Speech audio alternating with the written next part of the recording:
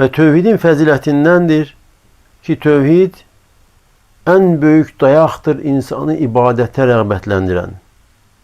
Çünkü tevhid ehli olan insan tam şekilde Rabbine bağlanan, korkuyla, ümidle, duasıyla her bir şekilde Rabbine bağlanan insan, ibadetlerini Allah için eden insan itaate rağbetli olur. Çünkü Allah için edir. Allah'tan umur.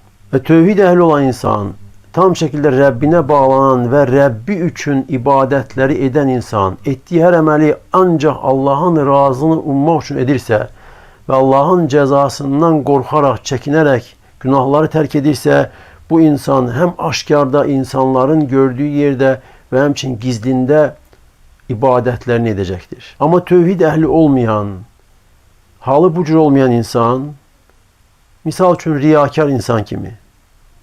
Olabilir aşkarda insanlar sedeke verir, namaz kılır, Allah'ı zikredir. Lakin yanında başka şahslar oldukta, kimse onu gördükte ise, kimse onu görmedikte, başka insanlar olmadıkta görsen bu emeller etmir. Ve bazı selefler, salih insanlar, geçmişte yaşayan salih Müslümanlardan bazıları diyerdiler ki, ben istəyirəm Allaha elə bir itaət, elə bir ibadətlə yaxınlaşım ki, o ibadət, itaəti Allahdan başqa heç kəs bilməsin. Və ikinci fəzilət isə, yəni tövhid əhli yalnız Allahdan umanlar, Allaha bağlananlar, Allah üçün əməl edənlər üçün həm əminamanlıq vardır və həmçində onlardır hidayət olunanlar. Əsl mənada hidayət olunanlar məhz bunlardır. Ona göre Allah Teala buyurur ki: "Ellezine amenu ve lem yelbisu imanahum bi zulmin ulaika lehumul emnu ve hum muhtedun." O kəslər ki iman gətirərlər və imanlarını zulümlə qarışdırmazlar. Zulümlə qarışdırmazlar.